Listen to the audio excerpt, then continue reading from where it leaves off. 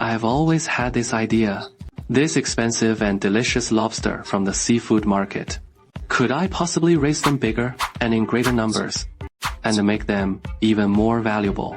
With this astonishing idea in mind, I actually went ahead and bought 2 of them. The slightly larger one here is missing a pair of antennae and a leg, so it came with a 50% discount. The slightly smaller one has a darker color, not the most appealing in appearance. The boss gave me a 40% discount on it. Compared to the advantage of being cheap, all the flaws clearly become insignificant. Especially, I was eager to prove whether my bold idea could actually work. So I actually spent some time researching how to raise them properly. The requirements for raising them aren't actually that complicated. Artificial seawater, slightly less concentrated than seafood broth. Keep the water temperature somewhere between 0 and 100 degrees. They can adapt eventually. At first, I kept them in a 60 centimeter long marine tank. But the moment I placed them together, I suddenly realized this tank might be a bit too small. At first, they each held their own territory, like well, water not disturbing the river. But in less than half a day, I noticed that little Xiaohei had already started provoking the other. Poor Du Jiaoshu, missing 2 limbs, seemed to lack the usual confidence, and actually allowed Xiaohei to repeatedly invade his space and challenge him. This made me boldly wonder, could it be that Du Jiaoshu is actually a female? Just look at his flashy appearance. He really does look quite delicate. And what about Xiaohei? He seems to be proudly showing off his abdominal muscles, which do look quite different from Du Jiaoshu's. Wait, what did I just see? Why does Xiaohei's underside look like it's split open? Oh my god, is that what I think it is? It wasn't a big deal until I looked. And then, I saw the problem. No wonder Xiaohei kept rubbing against Du Jiaoshu. Turns out she was about to molt. Suffering from molting syndrome. Was this lucky or unlucky? I couldn't tell. But their battle had clearly already begun. Du Jiaoshu, now recovered, wasn't backing down at all, often pinning Xiaohei down and dominating her. The fact that they were fighting at least meant they were thriving. This finally eased the worry I'd been carrying. The most nerve-wracking newbie phase, 3-day stretch period, was over. Now, how to raise them bigger, more, and more valuable was the next challenge. So how should I feed them? I thought I'd start with crayfish, mainly because they're free and easy to catch anywhere. But Du Jiaoshu, though also a crustacean, seemed unwilling to attack. Xiaohei, starving and tempted, tried chipping away a few times, but decisively stopped. What's going on? Do lobsters have empathy? Or is the shell just too hard? I tried feeding them crushed crayfish again. Du Jiaoshu still couldn't bring himself to eat, but Xiaohei was different. She gave in completely to the temptation, gorging on meat with no restraint. Actually, she knew exactly how to eat. Because of Du Jiaoshu's pickiness, I tried feeding them fish instead. This time, Du Jiaoshu didn't resist, but he dove in fiercely, while Xiaohei, full from yesterday's feast, ended up with only scraps. Half a month later, I moved them to a larger tank, giving them more room to roam. Each now has their own little space pod to rest in. Thanks to the good meals, their condition compared to when I first got them is noticeably brighter and more active. Xiaohei remains as bold as ever, and her color has become even more vibrant. And the unicorn's large size isn't just for show. When he puts his strength into action, the impact is truly impressive. I kept tweaking their diet, hoping to speed up their growth. Shrimp, pellets, clams, leftover, pet crabs, you name it.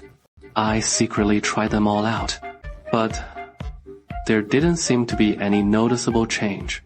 Until 1 month later, a terrifying change appeared. On Unicorn's shell, it looked like a cocoon had formed, and strange little blue creatures began clinging to his body. At first I thought it was some kind of algae, but when I looked closer, this thing actually moved. That was terrifying. Now I understood why Unicorn had seemed so off. Not eating much anymore, and constantly hiding away. He must have been infected by some parasitic organism. Luckily, I transferred Xiaohei to another tank in time. Or both might have been lost. Compared to Xiaohei, who eats and thrives, Unicorn's condition had me on edge for days. Then, a month and a half later, one morning, I saw this. Like a bolt from the blue, the sky collapsing, the earth cracking open. A thunderclap from a clear sky. But right after that, I was thrilled to see a brand new, fully grown lobster. I instantly realized Unicorn had successfully molted. Wow, it's hard to describe how stunning the new Unicorn looks. How perfect, how radiant. Even more incredible is that Horned Whisker has transformed into Double Whisker. The missing leg has even regrown, and the parasites were shed along with the shell. After a month and a half of raising lobsters, I'm finally seeing real progress. What could be more rewarding than this? The old lobster shell was gnawed on by Horned Whisker for a full week. He finally absorbed all the useful nutrients, the leftover parasites and shell fragments. After careful examination, I decided they're only good for feeding the fish. Now, here's the strange part. Xiaohei clearly showed signs of molting first. Yet, after nearly 3 months of waiting, this one stubbornly refused to molt. I got so anxious, I kept adding extra meals. But he just kept eating, drinking, and bouncing around, with absolutely no sign of entering the molting tribulation. I'd almost given up hope. And then, right at the 3-month mark, hey, he molted. I have to say, this guy really knows how to hit the perfect timing. Xiaohei truly lives up to being the little one. Her energy is absolutely unstoppable. Right after shedding her shell, she barely took a break and dove right back into her foodie ways. After molting, Xiaohei isn't black at all anymore. Her lobster armor is now perfect, with a vibrant, glossy sheen, and her body has grown noticeably larger. If judged purely as seafood, her appearance would command a top-tier price, but I have no intention of selling or eating her. None at all. Now, all that's left is turning 2 into 10, 10 into 100.